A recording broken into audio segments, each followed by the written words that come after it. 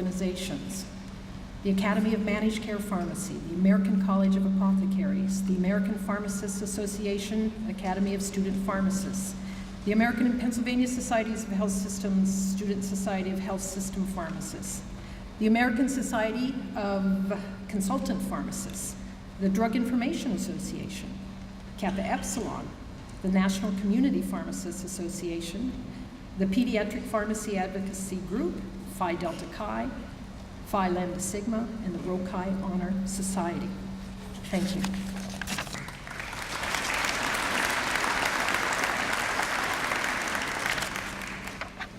And finally, I'd like to recognize our faculty and professional staff. Will you please rise?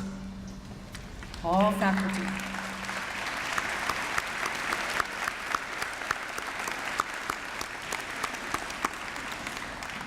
And these are the individuals who will be interacting with your students on a daily basis through the next 4 years. And please let me affirm that they are the finest group of faculty and scholars in professional education anywhere.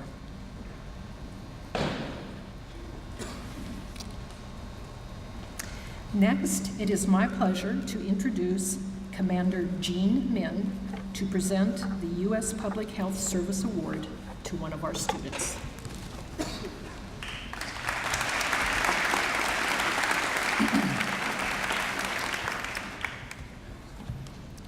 Good morning. Good morning to the faculty, family, friends, and the future class of 2018. As part of the effort of the U.S. Public Health Service to encourage pharmacy students to become active in public health, the Chief Pharmacy Officer and the pharmacists of the U.S. Public Health Service have established the United States Public Health Service Excellence in Public Health Pharmacy Practice Award. Pharmacists are healthcare providers, public health professionals, and each community's trusted access to the health system. We have the capability and responsibility to bring a greater impact on our nation's health.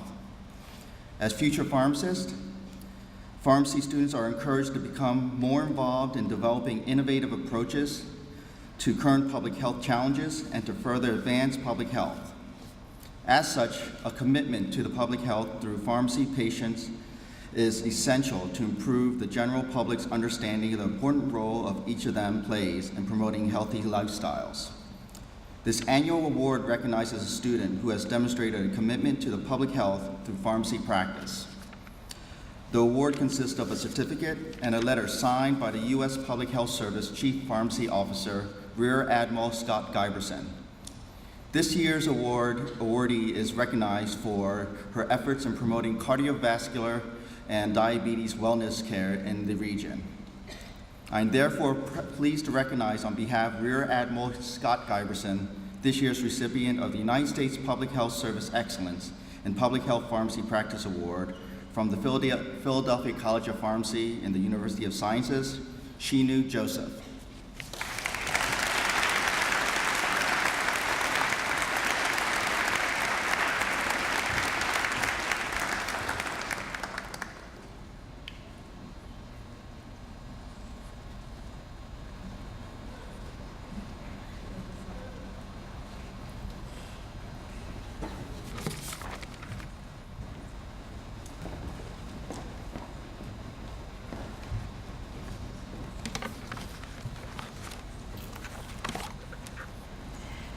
Thank you, Commander Min, and congratulations to Shinu Joseph. She's a P4 student on her last year here, the 2014 recipient of the award. I'd like to now introduce Dr. Steve Schaefer to introduce our keynote speaker. Dr. Schaefer.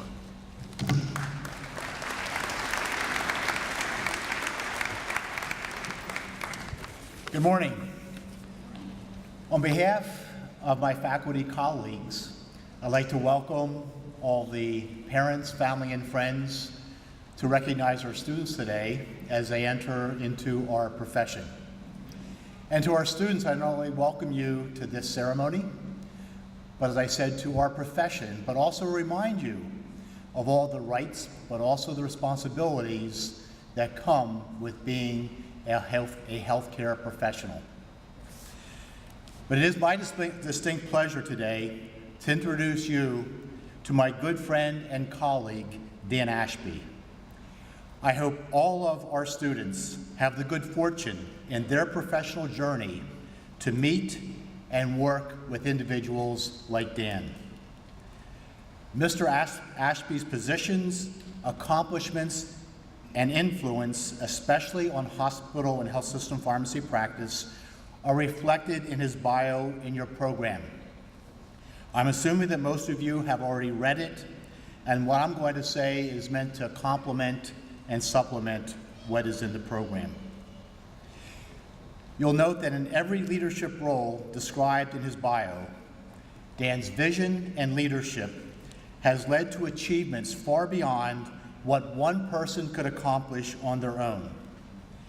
And what he accomplished has had a much broader impact than where he was employed. Of all his accomplishments, I suspect that Dan is and should be most proud of all those that he has inspired and mentored, especially the over 175 residents that he has precepted during his career that are now making their own impact on our profession's future and the well-being of our patients. I can't but help note that 2 of Dan's current residents are PCP grads, and several members of our faculty are also past residents at Johns Hopkins. I believe what really distinguishes Dan, however, are the personal and professional qualities and values that define him and his relationships with so many that he has touched and influenced in his career. Ideals that I would challenge all of you, our students, to aspire to. What you won't read in print anywhere are what some of his colleagues and his friends have said about him in support of his nomination for ASHP's highest award, the Harvey A. K. Whitney Award. I'd like to share some of those comments with you. One former intern resident and now colleague at Hopkins said, "He has inspired me, challenged me, and encouraged me." Another past resident noted, "His legacy will live on in the contributions of these current and future pharmacists." And one thing that you'll hear from every current and past resident at Hopkins is about their Friday resident meeting, or FRM, where they look forward to meeting with Dan for his words of wisdom. As one past resident noted, that these discussions assure that we will be ready for the real world once we finish our residency training and establish our own practices. But his influence goes beyond his residents. Many past colleagues noted the influence he had on their practice and practice settings. One of his colleagues from Memphis noted that I found Dan to be nothing but genuine.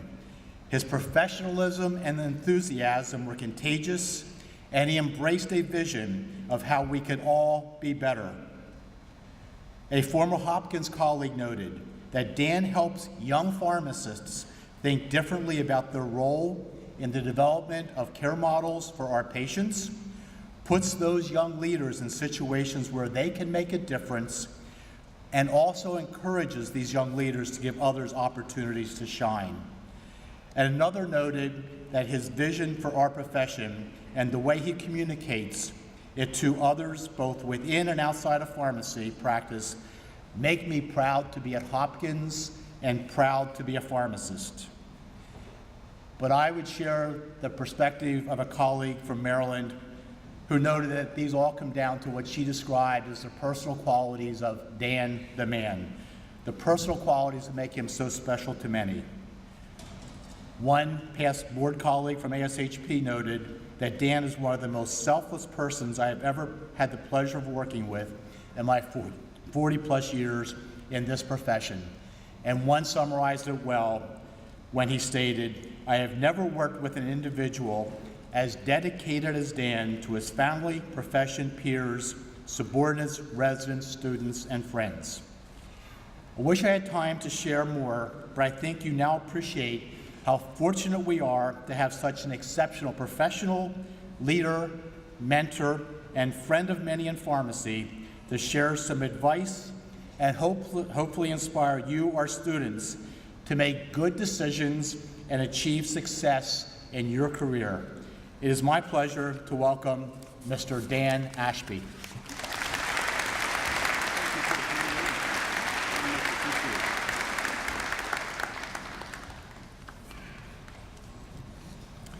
Steve, thank you for the kind words.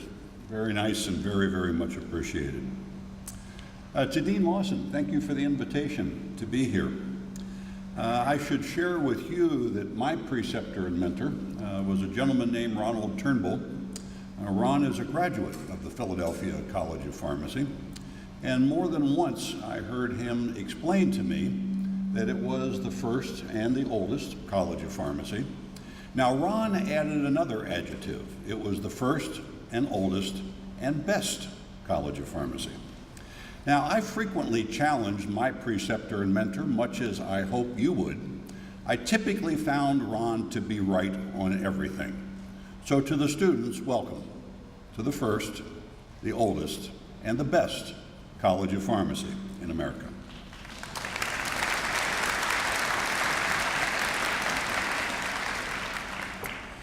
To the family gathered here today, I agree with Dean Lawson's observation. No one really achieves anything in life worthwhile alone.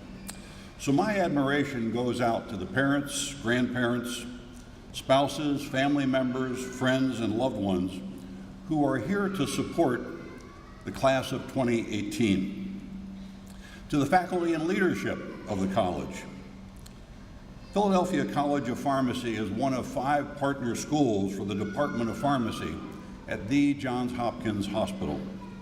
We've enjoyed the opportunity to work with Dr. Schaefer and support advanced pharmacy practice learning experiences to meet the needs of students, and we've benefited from that partnership.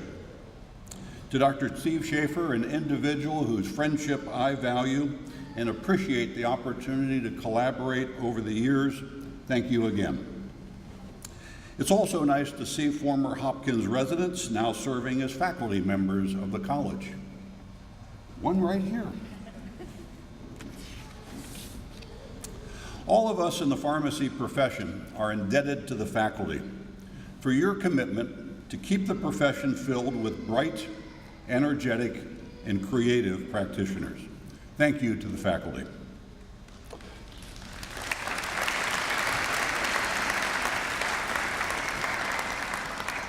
To the students gathered here today, I give you my heartiest congratulations. You know, as I prepared my comments today, I realized that I had something in common with each and every one of you. As I started to think about it, I found humor in it.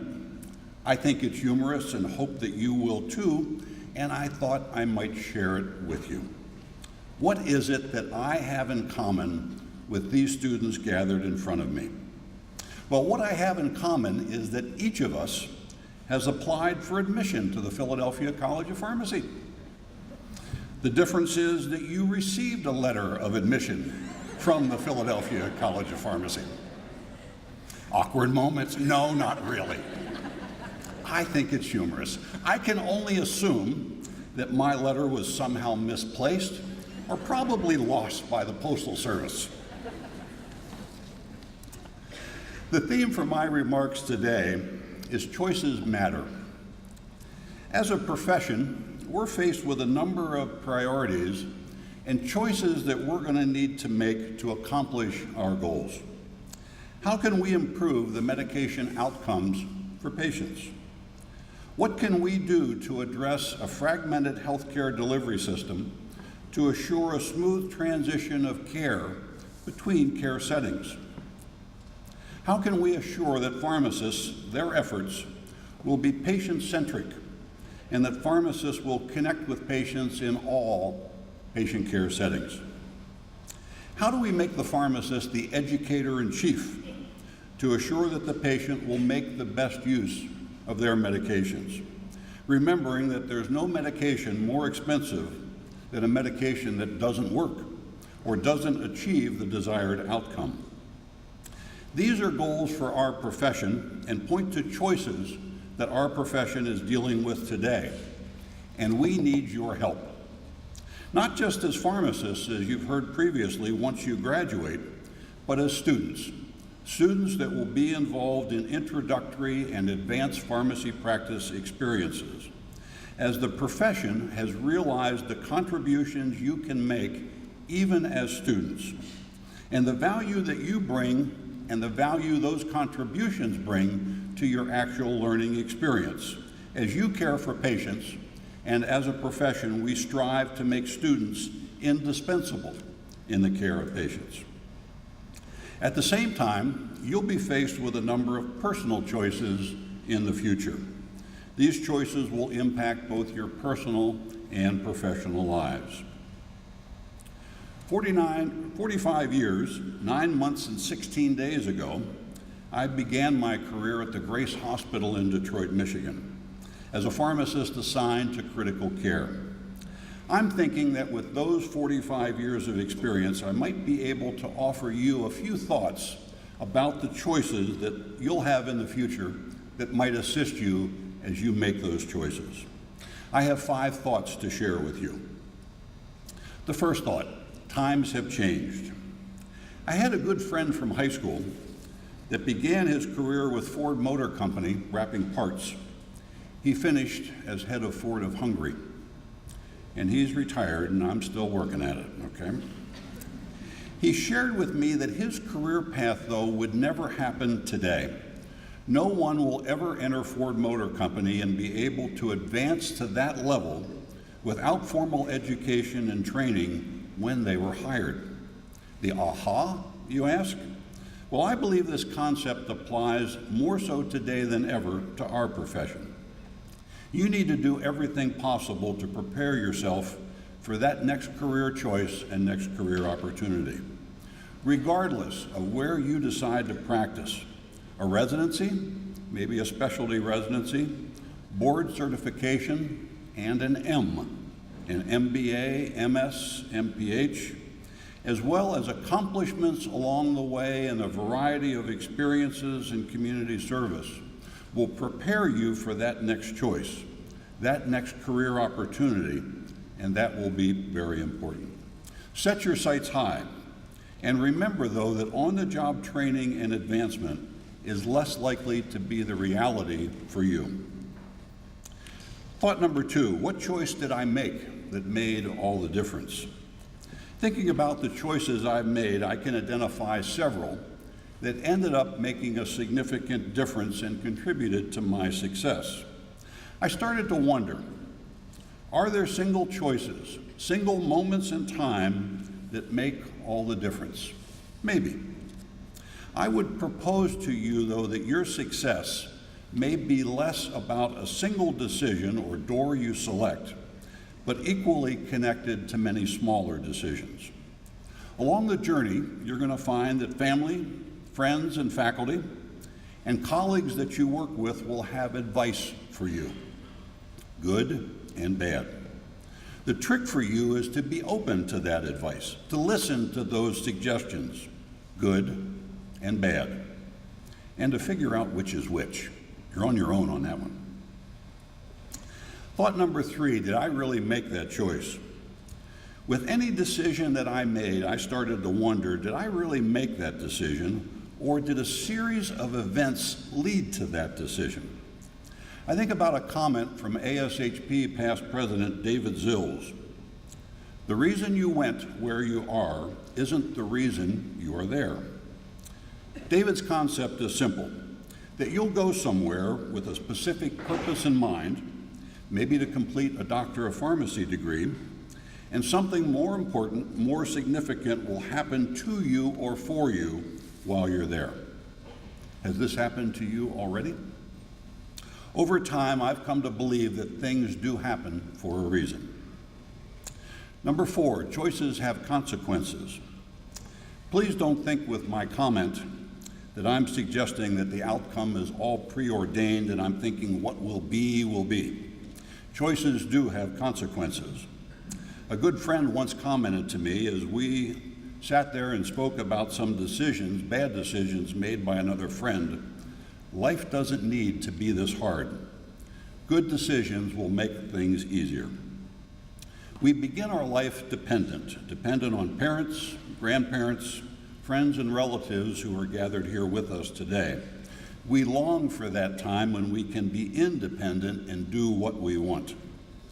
Maybe you've come to understand already as you deal with the demands and complexity of the coursework here at the Philadelphia College of Pharmacy, or maybe as you interact with individuals from other professions through interprofessional educational activities, that it isn't about a transition from dependence to independence, but really a transition to interdependence, as this supports our ability to provide the best care to patients and for each of us to achieve the personal and professional success that we seek.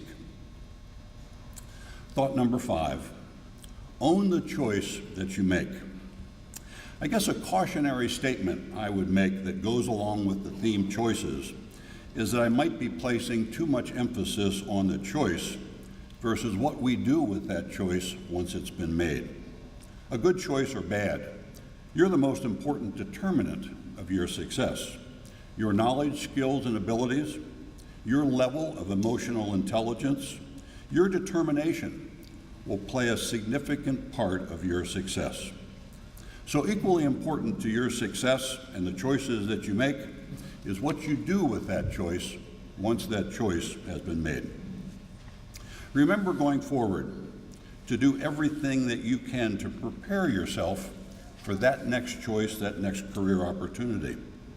Make good choices, a series of good choices along the way. Give your choices careful consideration and listen to the advice of family, friends, and mentors. And own your choice. Your knowledge, skills, and abilities and determination will play a significant part in your future success. As I conclude my comments today, I pondered what great philosopher I might draw upon to offer a final thought and maybe some words of wisdom. I selected Dr. Seuss. Yes, you might smile and even laugh a little bit at this idea. His books are in some ways, though, a handbook for life, and I think we're probably all familiar with his work. And how many of us have not known a Grinch, or a Cindy Lou Who, or a Sam I Am? Let me leave you with these words from Dr. Seuss. Oh, the places you'll go. You'll look up and down the streets. You'll look them over with care. About some you'll say, I don't choose to go there. With your head full of brains and your shoes full of feet, you're too smart to go down a not-so-good street. And will you succeed? Yes, you will indeed. 98.75% guaranteed. Congratulations. Today is your day, and you're off to great places.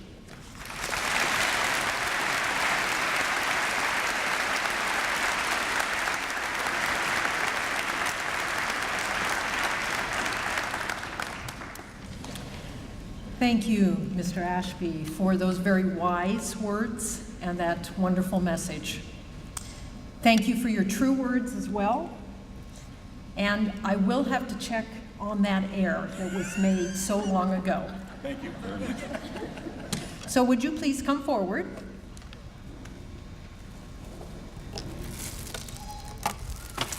And we'd like to present you with this gift. Well, thank you very much. And thank you so much. You're quite welcome. There's a letter inside. Next, I'd like to introduce Dr. Laura Mondos, Associate Dean of PCP Student Affairs and Admissions, for our pinning ceremony.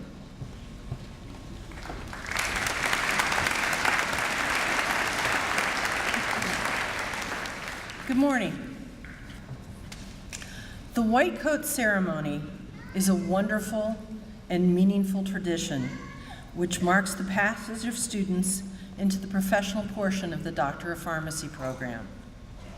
You've worked hard and you've been successful in the first 2 years of the program, and today we welcome you to the professional portion of the program. You will become part of our legacy. Among thousands of alumni whose contributions to patient care have expanded the boundaries of knowledge, have alleviated suffering, and provided competent, compassionate care to patients. We welcome you today as part of the first and the finest College of Pharmacy. Today you will receive a pin and congratulations from our faculty. The pin symbolizes a shared commitment to providing compassionate and competent patient care.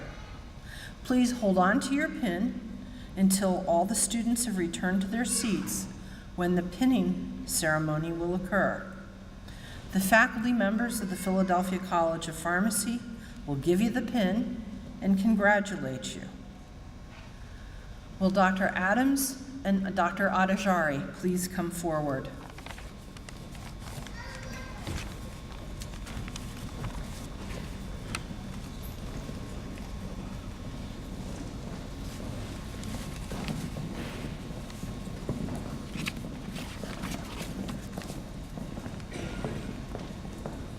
Nadeem Abdeljawad. Anush Abilian. Oh, sorry. Sorry?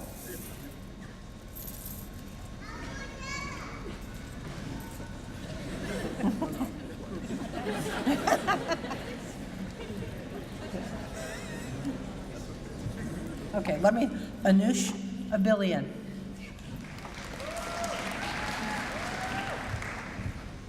Sophia Abuyasahan.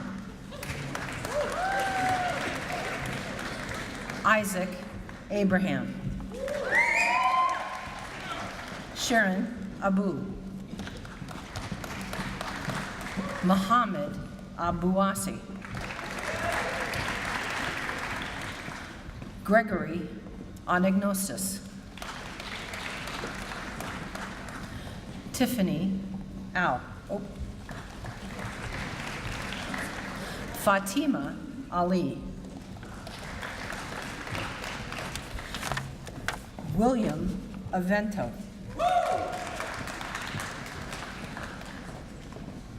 Carrie Bader. Caitlin Bailey.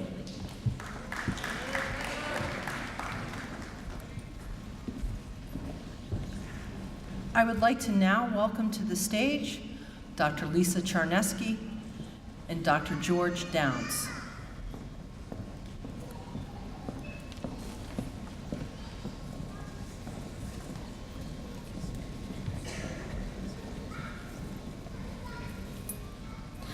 Amanda Bard.